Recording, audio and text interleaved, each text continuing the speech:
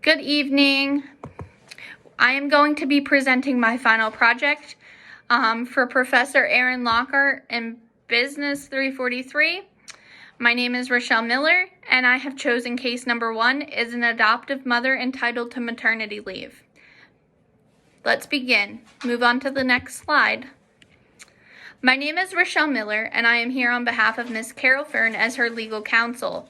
Ms. Fern has worked for Bainbridge Borough for many years, 18 to be exact. During the time she and her husband have found difficulty conceiving a child. Ms. Fern has requested 6 months of unpaid maternity leave because she and her husband have went ahead and adopted a new 3-month-old baby girl. When requesting this maternity leave, it was denied by the board, and they have given her instead 2 reasonable purpose leaves, which total to be 90 days, 2 90-day leaves. Let's move to the next slide, please. We are here today due to Bainbridge's wrongful determination for Ms. Fern's request for maternity leave. The course of action taken by Bainbridge's counsel has violated the collective bargaining agreement. Collective bargaining is when employers and unions negotiate terms and conditions of employment and put these terms into written contracts. Next slide. Bainbridge granted Ms. Fern 2 reasonable 90-day leaves instead of her requested maternity leave. Maternity leave that was requested was 6 months, and you are able to request up to 6 months. Employees are eligible for leave when they have worked for their employer at least 12 months, at least 1,250 hours over the past 12 months, and have worked at a location where the company employs 50 or more employees within 75-mile radius. As previously stated, Carol Fern has been a clerk at this establishment for 18 years. She has done her time and meets qualifications for maternity leave. Many adoptive mothers face challenges when requesting maternity leaves due to not physically birthing the child needing care. Unfortunately, laws on maternity leave are very unclear. When it comes to maternity leave, parents in some workplaces are covered under FMLA, which is also known as the Family and Medical Leave Act. They may be eligible for family leave depending on workplace policies. There are no specific laws or requirements when covering adoption. Move to the next slide.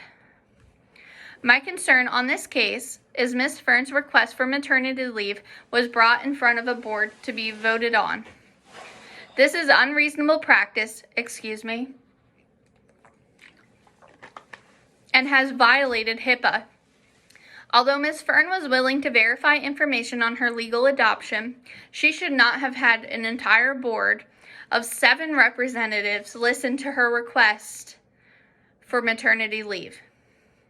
She was not required to have everyone in the office or any office representatives listen to the reasons why she wanted maternity leave.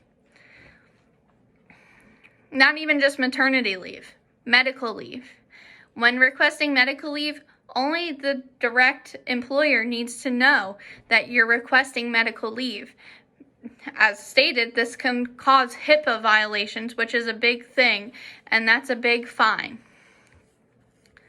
Because doctors and other healthcare professionals are covered entities under HIPAA, there may be times when an employee will need to provide authorization to healthcare provider to have the person's health information released directly to the employer. So, like I said, this information should have only been released to the employer. The employer should have never took it in front of a board. Having all the information right in front of them, there was no reason that this was to be voted upon. Next slide, please. My other concern on this case is that Bainbridge Borough did not comply with the local Union 10's labor agreement. Article X, Section 4A, Unpaid leaves defines the policy on maternity leaves as not to exceed 6 months, shall be granted at the request of the employee.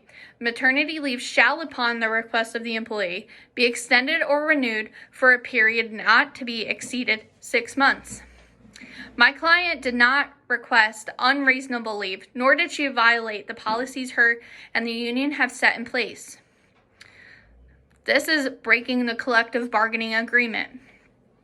The NLRA makes it unlawful for an employer to interfere with, restrain, or coerce employees in the exercise of their rights guaranteed. So she was guaranteed these rights when she joined the union, when she joined the borough, and these rights were taken away from her for what we believe to be just personal beliefs. Next slide, please. Miss Fern and her husband were unable to conceive a child. This ongoing issue has brought my client major troubles. After many dedicated years, my client was finally able to adopt her 3-month-old baby girl.